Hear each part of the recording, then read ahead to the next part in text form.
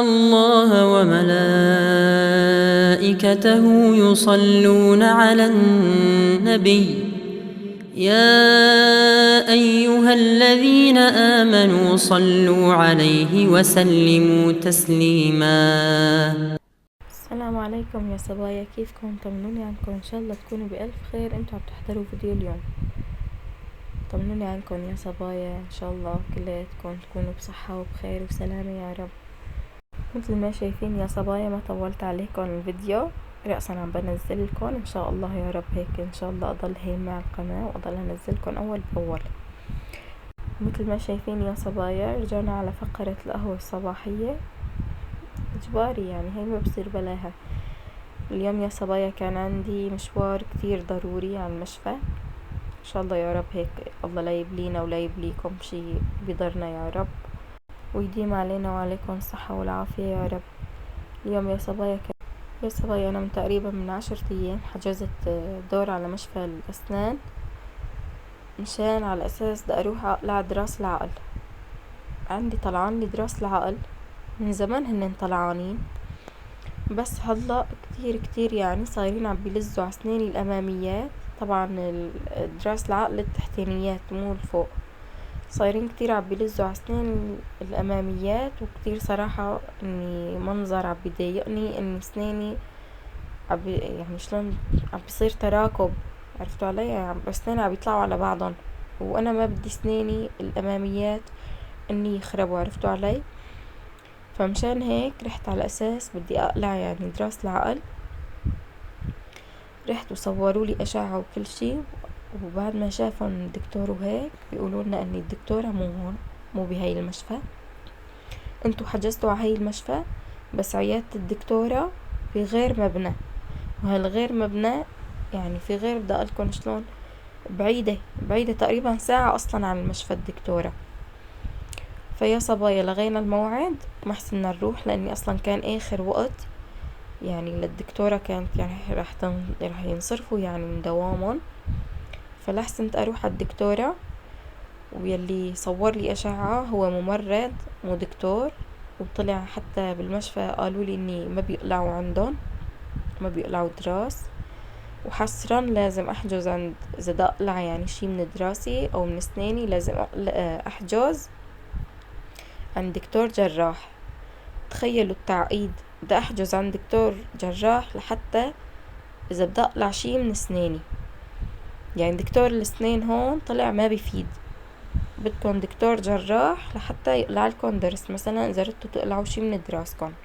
فعن جد كتير استغربت الموضوع عندهم، اني يعني بتحجزوا على المشفى والدكتورة بتكون بغير مشفى، وبدكم تروحوا لعند الدكتورة على غير مشفى، وانتو خربطة يعني مثل ما بقولوا واحد عدم مؤاخذة لبين ما يروح بدك وقت طريق، وبين ما تلاقوا اصلا مبنى الدكتورة، وبين ما نلاقي العيادة يلي الدكتورة اصلا عم تعالج فيها، يعني بيكون اصلا انصرفوا.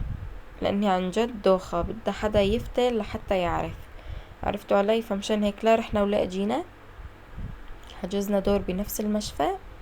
يعني نحنا وبالمشفى حجزنا عند دكتور جراح مثل ما قلت لكم، وطلعنا وهيك مثل ما بقولوا تي تي تي تي، مثل ما رحتي مثل ما اجيتي. عن جد سبحان الله يا بنات، صار لي هون بتركيا 8 سنين، ولا مرة رحت على مشفى هون في تركيا وسبحان الله اني تيسرت روحتي. شلون يعني؟ بمعنى اني مثلا ما بتزبط، مستحيل الا ما يكون في شي غلط. يعني مثل ما شفتوا اليوم، مثل ما عم بحكي لكم اني الدكتورة ما كانت في المشفى. قبل مرة مثلا بروح هون في مشفى جنبي بيحولوني على غير مشفى، في مثلا اروح على دكتور معين بيحولني على غير دكتورة، على هيك ومثله. عن جد ولا روحة رحتها في هالمشافي هون في تركيا ميسرة. سبحان الله كله يعني بالاخير تيسير من رب العالمين. بس انا كتجربة لإلي يعني هيك كانت تجربتي هون في المشافي. والله لا يعيزنا يا رب، لا للمشافي ولا للدكاترة يا رب، ويديم علينا صحتنا وعافيتنا يا رب العالمين، علينا وعلى أولادنا وعلى كل المسلمين. وهيك مثل ما انكم شايفين يا صبايا، اليوم الأكل كريسبي، فروج مقلي يعني. هلأ يا صبايا هيك أنا بوقت يعني بحب أطبخ، بحب أجهز كل شي بعدين يعني ابلش اطبخ او اقلي او هيك، عرفتوا علي؟ يعني بفرم البطاطا، بجهز الفروج كله، بتبله، بحط له طحين وهيك. بعدين ببلش بقلي كل شي، وحتى التوم، بما اني انا ما بجيب توم كريم من برا، بعمله على ايدي. حتى يعني بطبخ النشا وكل شي كل شي بعمل، بجهز، بعيف كل شي على جنب، وببلش بقى بقلي. وبعد ما اخلص قلي هون يعني الوجبة شفتوا، لاني الفروج بيطول بالقلي، بقوم بجهز بقى الاكل، بجهز السفرة لبين ما يستوي يعني الفروج وهيك. بعدها بصفي الزيت وبحط البطاطا بقليها، لاني انا ما بحب اصلا اقلي البطاطا قبل الفروج لاني بتبرد، بحب اقليها يعني بعد الفروج. بصفي الزيت تبع الفروج وبقلي، تطلع البطاطا نكهتها كتير كتير طيبة. وهون مثل ما انكم شايفين يا صبايا، صار لي تقريبا يعني اكتر من 3 شهور ما اشتريت ولا قطعة بتخص البيت. وهون فاتح عنا هون يعني جنب بيتي، ومو جنب بيتي، قريب من بيتي، تشارشي اسطنبول، يلي باركين في تركيا بيعرفوه. عن جد وقت اللي بدخل على المحل يعني عنده شغلات مستحيل مستحيل حدا يقاومها للأمانة. وكان منزل هالصواني هدول هيك يعني خرج فنجان وكاسة يعني مفردات، كان منزلهم. فصراحة ما حسنت اقاوم وما اخد، قلت لا لازم اخد. يعني عدم المؤاخذة، هون شغلتنا لسه ما مبينة للأمانة. أنا بالنسبة لإلي شغلتي هون بتركيا يعني ما مبينة قعدتي هون في تركيا، لأني لحد الآن يعني ما فكرنا ولا رح نفكر في النزلة حاليا لحد الآن، لأني مثل ما انكم شايفين لا كهرباء ولا مي ولا شي، يعني واحد بيتشجع لينزل. والأساسيات، الأساسيات هن الكهرباء والمي. فلذلك يا صبايا ماني مفكرة حاليا أبدا انزل. في صبية كتبت لي في التعليقات بآخر فيديوهين نزلتهم، كتبت لي بدك تنزلي على سوريا.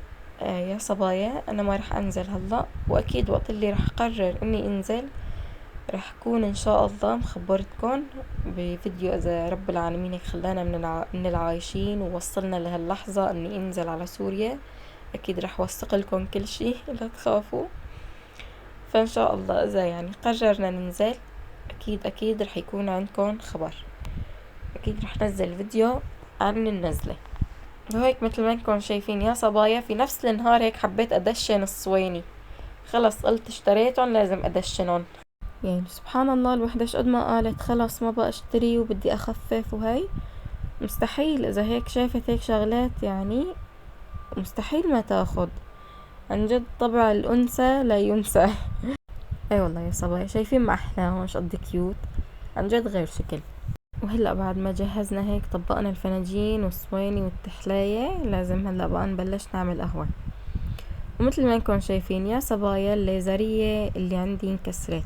بس كيف انكسرت؟ والله يا صبايا مالكم في الطويلة، جوزي حط الطنجرة عليها، عبي نشف الطنجرة من المية عليها، وهو ما بيعرف يعني فيهم، فأول مرة بيحط طنجرة عليها مشان ينشفها في المي. يعني أنا ولا مرة صراحة عملت هيك إني نشفت الطنجرة في المي. فهو حط الطنجرة على الليزرية وهي فيها مي، بده ينشفها من المي. كتر ما حمت الطنجرة قام طقت الليزرية، كتر حموت الطنجرة عليها وهي فاضية طقت الليزرية. اي والله يا صبايا انشعر البلور كله، وبعدين انكسرت. ويا صبايا عن جد الليزرية كتير كتير بتخدم في البيت، فنصيحة لكل حدا ما عنده ليزرية يشتري ليزرية. وهيك مثل ما انكم شايفين يا صبايا، وصلنا لنهاية الفيديو. بحب اقولكم سلام، بأمان الله.